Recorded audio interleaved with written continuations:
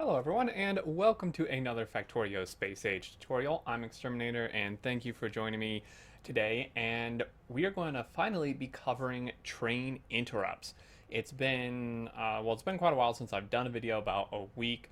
I kind of explained in my last Friday Facts why my videos have been a bit sparse lately. But I've also been working on this week, kind of brainstorming and setting up some stuff for this tutorial, and I'm glad to finally be able to bring this to you now. So without further ado, let's get into it. We're going to be covering what I have found useful so far with train interrupts, how to set them up, generally how they work. I'm not going to cover every single possible situation and interrupt type there are, because we would be here for like 2 hours, because there is so much stuff, and honestly there are just so many use cases for these things that I can't really possibly show you all of them.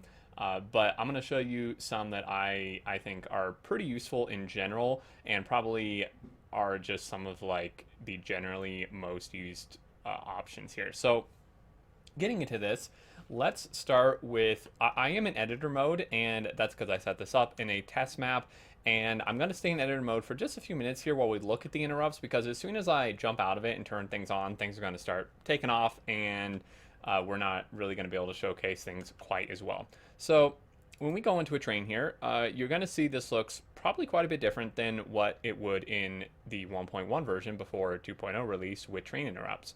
And there's a few key things here. So we have the kind of train group. So this says this train is in a group.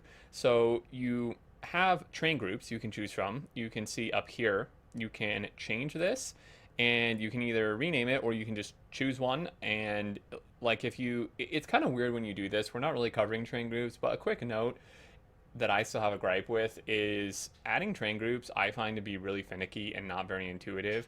If I want to add a group, I basically would remove this name and replace it with a different name, and then click this button to apply change, and that adds a new group. But oddly enough, in your train menu, when you go to groups, there's not actually a way to add groups, which makes basically no sense to me.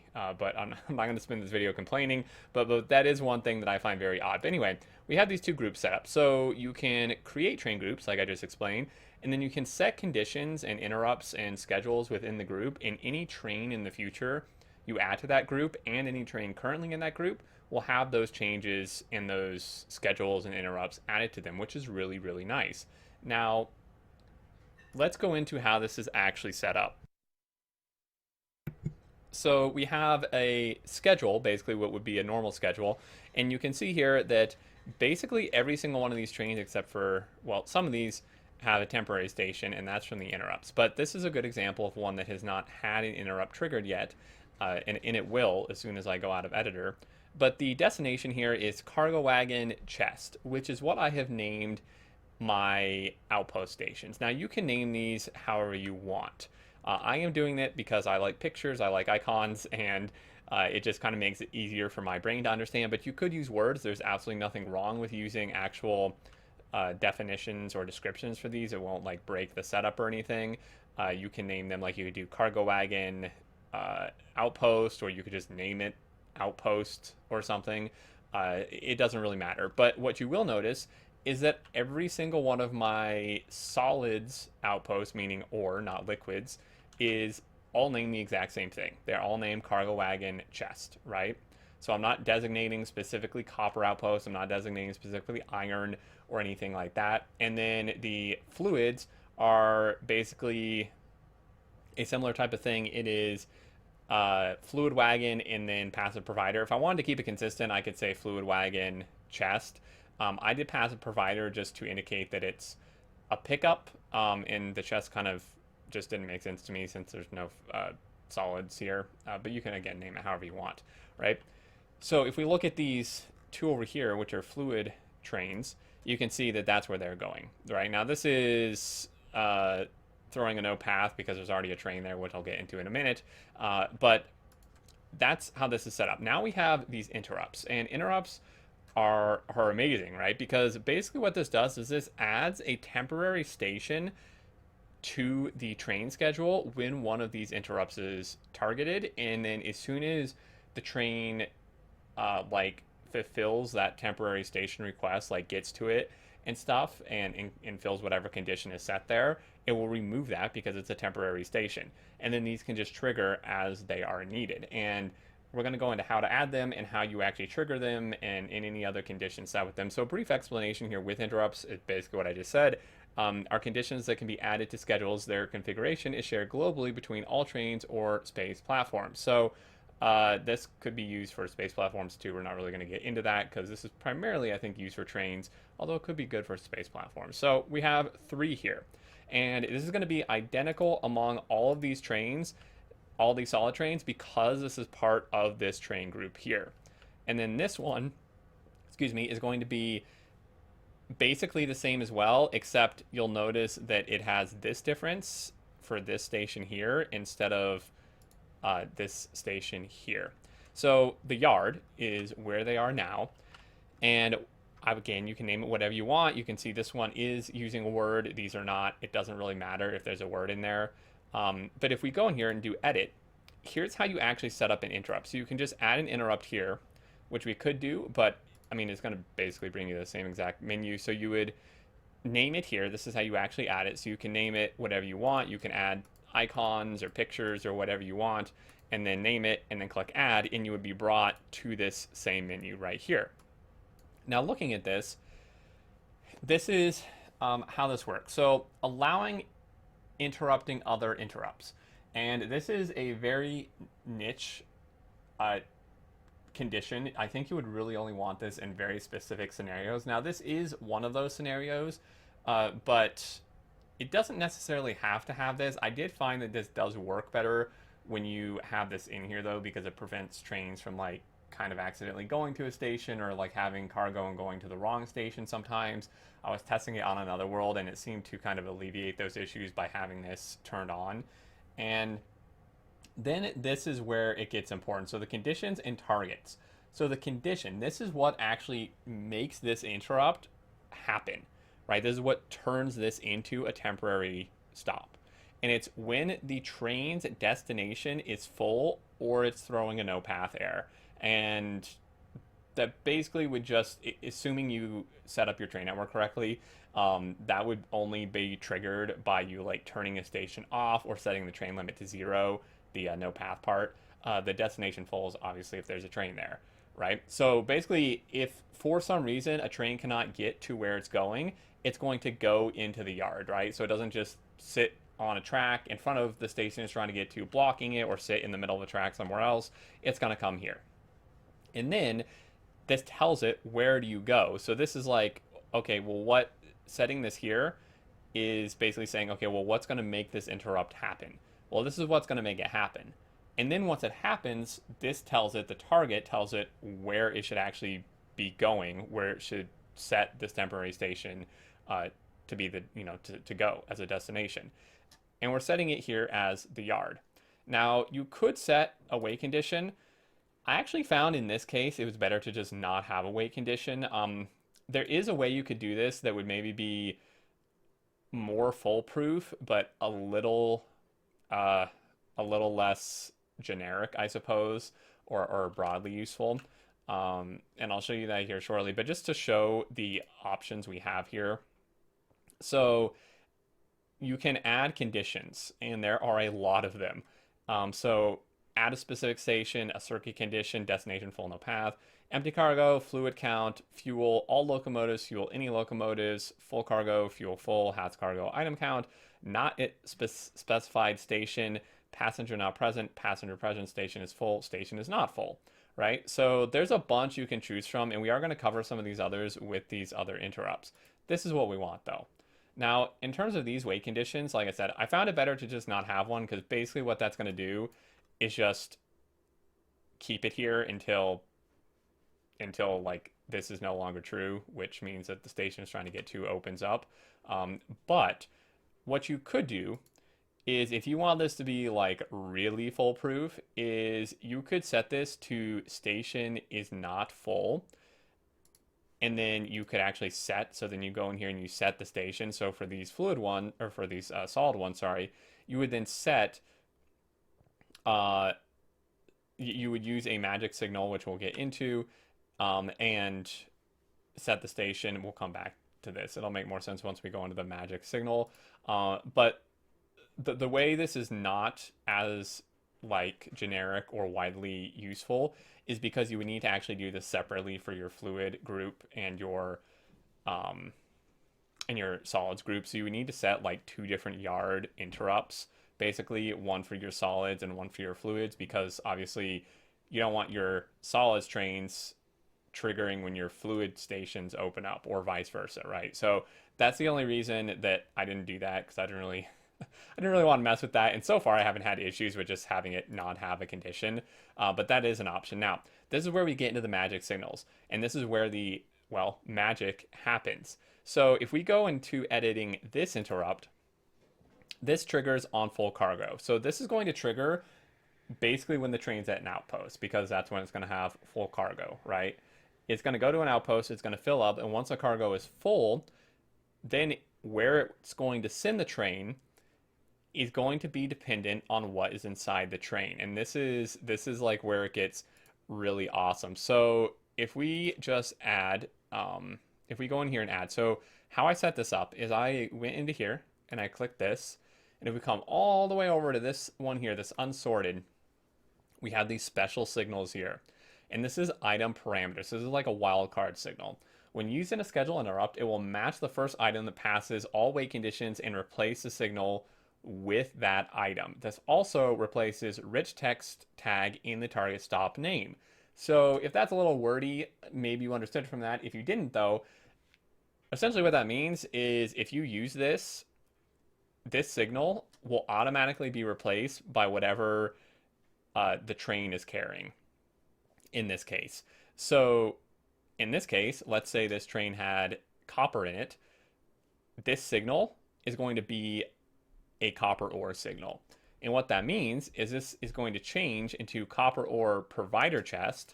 And if we come up here, that is what these drop-off stations are named. So that means when this goes to a outpost, fills up with copper, and this interrupt triggers to send, when the cargo is full, to send to a drop-off, it's going to send to the correct drop-off because it has the corresponding cargo in it, right? And then what we've done is just do empty cargo or 20 seconds inactivity. You don't have to add the inactivity. I did that just so we don't have like partially full train sitting there forever if the like drop is not emptying quick enough.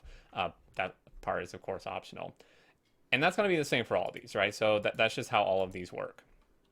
The last thing is fuel, and this is when it's also great too, because instead of having to put fuel at my yard or put fuel on all the drop-offs or something like that, you can set up just a couple or one fueling station, as I've done over here, and your trains will automatically go there when they get below a fuel threshold that you set. So if we come in here, this is really simple. This is even more simple than this. So we use this fueling signal here. So if we were to add one, we could just go in here and then click this. And this is the fuel parameter. So when used in schedule interrupt, it will match the first fuel that passes all wait conditions and replace the signal with that fuel. This also replaces the rich text tag and the target stop name. So by using this, again, it's going to work the same as this. So when this interrupt is triggered, it's going to replace this symbol with whatever fuel is set here and in the train. And that means, in this case, it matches. So it's going to send to this station because this stop is now going to become named rocket fuel. And the condition we're doing here is this one here. If any of the locomotives has less than 2 fuel in it, trigger this interrupt and then send it to this fuel station and stay there until all locomotives are fully fueled. Now you could do this however you'd like. You could set this to 1, you could set this to more than 1. I did 2 just to be safe because, you know, if this is like out in the middle of nowhere, you have an outpost really far away, and, you know, I want to make sure there's enough fuel to get back to the fueling station. And I You could have this interrupt other interrupts, but I prefer not to. I also found some finicky situations with that happening, and I think as long as you leave like two fuel in there, you should be fine with it just adding this like whenever it finishes whatever schedule it's on. So I don't think there's really going to be an issue there. So you can kind of just leave that unchecked, I think. And that is basically how these interrupts are set up, how you add them, and how these conditions work. Now let's actually go in and see this in action. Now I know this was 15 minutes of explanation before turning it on, but it's important you understand how this works so you can actually see it working in real time. So if we go out of the editor mode here, I went to peaceful because the bugs kept eating my stuff. And we go out of the editor and I connect this track, I'm going to see this train takes off. And it is going to this outpost. Now, why did it choose this outpost? Well, it's somewhat random at first, but I also have some circuitry going on to make these a little bit more dynamic. So if we take a look here, this one is going to iron, and you can see this one here is going to this copper, and they're going to kind of just take off. Now, this one, this was the one that was at our oil station originally. This train here, I believe, is one that just went to fuel. Yeah, so this one, it just went to fuel, and these are, I'm just kind of, basically what I'm doing, these two are iron drop-offs, these two are copper drop-offs, as you can see. This is stone, this is coal, and I'm just having like a little disposal system here where I have requesters requesting each of the resources and dumping into like black hole chests, basically. That's just so this doesn't fill up immediately and break our whole system, so I can actually showcase this. And we're using elevated rails because elevated rails are cool. Really no, I mean, it does make it a little better. This is maybe a little overcomplicated, but it looks cool, and I think, I'd like to think it makes it more efficient. I haven't tested this enough to actually see if it does. But what we're doing here in terms of the circuitry, which I think is pretty neat and could probably be done better, to be honest, but you know, I am not an absolute expert with circuit networks yet. Basically what we're doing is we're measuring all of the resources. So we're measuring all the copper here, all the iron, all of the stone, and all of the coal, and all the oil. And we are connecting it to, with green wire, all green wire, which is important, to this. And you can see here, this is reading all the resources. So you can see copper is 11,000, 12,000, so on and so forth here. And this is sending it to a radar. Now, one other change with 2.0 is that radars can now transmit circuit signals, but only like it can transfer red and green basically as if you were running red and green wires down your power poles. But you don't have to run the red or green wires anymore because you have the radars, which is really, really nice. It's pretty amazing. Now, we don't have any stone, which is kind of interesting. We are also losing an outpost. I definitely turned this to peaceful mode, which is kind of hilarious. Alrighty, welcome back. Sorry about that. I definitely had turned it on peaceful mode, I thought, but I don't know, maybe it didn't work or something. I cleaned that up, and as I was saying, the radar will basically wirelessly transmit the signal it's intaking, whether it be red or green or both wires of signals, and if you then take a radar and place it really anywhere, it will bring that signal through, and you can hook the corresponding wire up to it based on whatever color wires of signals you want to transmit, and you don't even need to be wiring stuff. So what I've done is I've set up a radar at each of my outposts and have a green wire, because that's the wire we're using for our signals back at base. And I'm having two setups here. Now, again, I'm sure this could be done with less combinators or maybe more simply. And if so, let me know. I did it this way because this is just easier for my brain to understand and also easier to kind of showcase, I think. But what I've done is I set two thresholds. So I set copper because, again, we cannot use these signals for this because I don't want this to be basing it off of anything except the specific resource that this outpost produces, right? I don't want this to be basing it off iron at a copper outpost. It wouldn't make sense. So I'm choosing the specific ore or resource, and I'm saying if it's more than 30,000, which is roughly, it's a little more than half of the amount our drop-offs can hold, because with the chests and the two drop-offs, we can hold like 58,000 or something. It was like 57 something. So this is slightly more. It's a little bit arbitrary in this case, but I figured slightly more than half is fine. So if my chests, like if I have more than half of the chests full of copper, then it's going to output the signal P with a count of 1, which you can see it is because we have 35,000.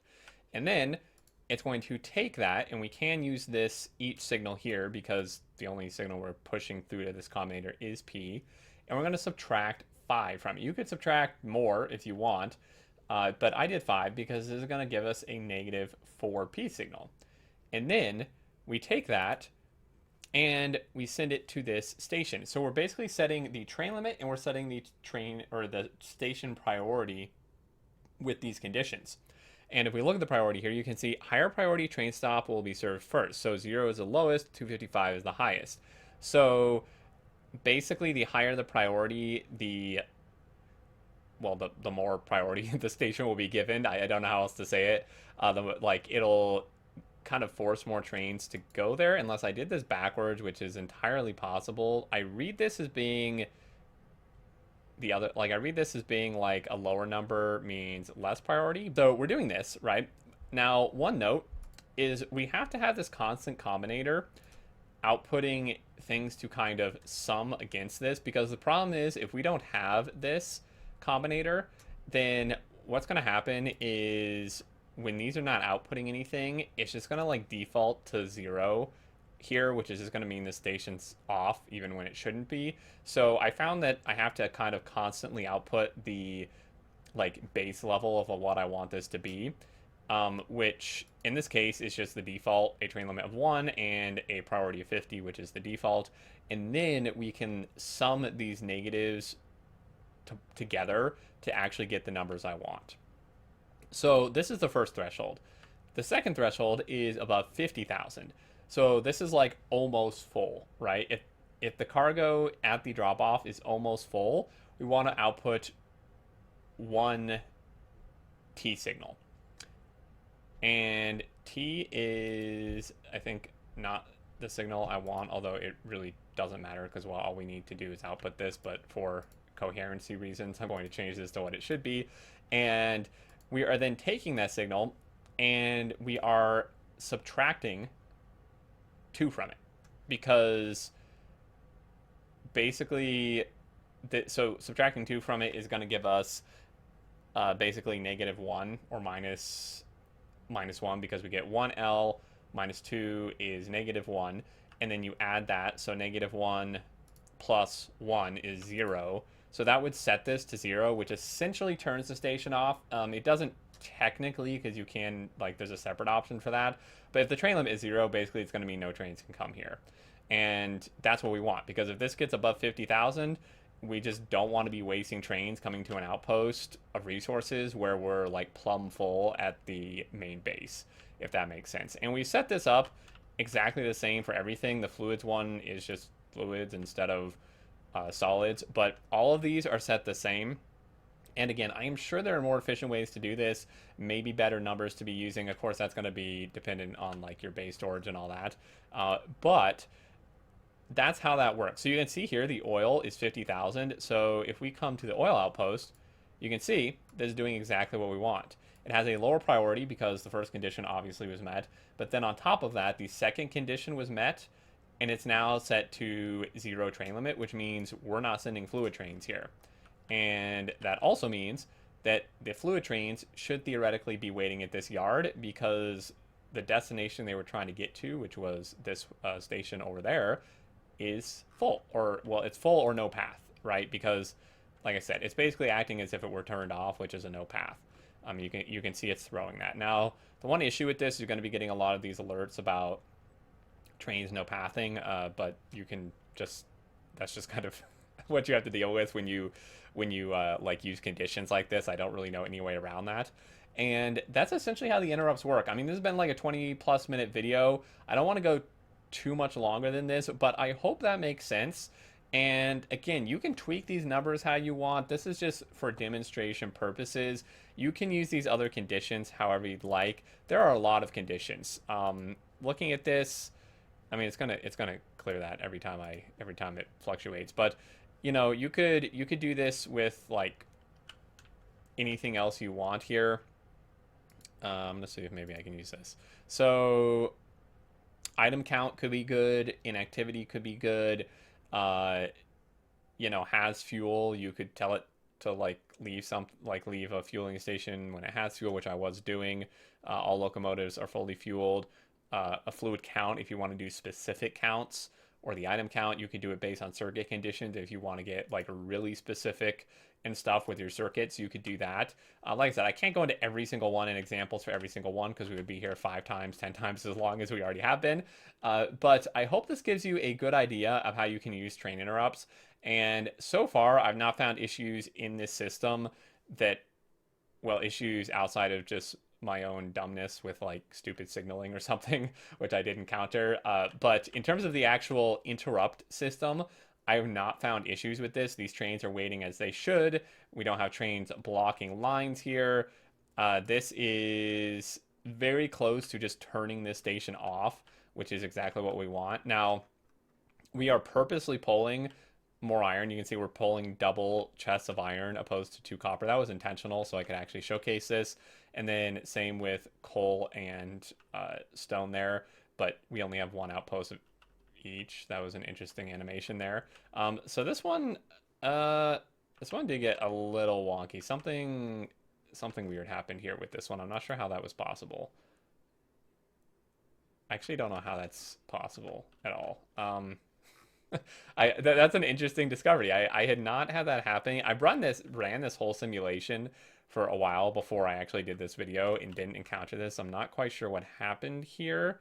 I mean, what happened is basically that somehow this got full of copper and then didn't unload the second half and then went to the wrong station. So that is one issue with this inactivity. We probably want to remove this for the solids. I think that would likely be a good idea. Yeah, because that's what happened, right? Is because it left with inactivity with cargo still in its carrier, in its wagons here, and then it went to one of these other outposts. So again, the interrupt system, there's nothing wrong with the interrupt system except for my own stupidity with setting up conditions incorrectly, which is a good demonstration. I don't want to edit out these mistakes because this shows you live. Like, this shows you exactly the things you shouldn't be doing, which I think is a great way to learn. So yeah, we need to remove that. Now I'm going to remove it from this as well, which hopefully should apply. But yeah, with anything where it's like generic like this, that is going to be an issue. But anyway, that is going to be the end of this tutorial. Thank you so much, everyone, for watching. I hope this was helpful. Again, I could have edited out the mistakes, but I think it's a good learning experience for both of us, showing you why you should not do something, which is, just as important as showing you what you should do. And yeah, lesson of the day is not add inactivity for these generic stations where there could be more than one resource type where they pick up from. But as always, thank you so much for watching. I really appreciate it. I hope it was helpful. If you have any further questions or anything, leave them down in the comments. And I may do another video in the future going into all the other ways you can use interrupts, but I found these to be the most helpful and useful, at least for me. And, if you did enjoy and find it helpful, like is very much appreciated. And if you are new to the channel and not already subscribed, feel free to keep up with all future Space Age content. But until next time, I look forward to seeing you all, and do take care.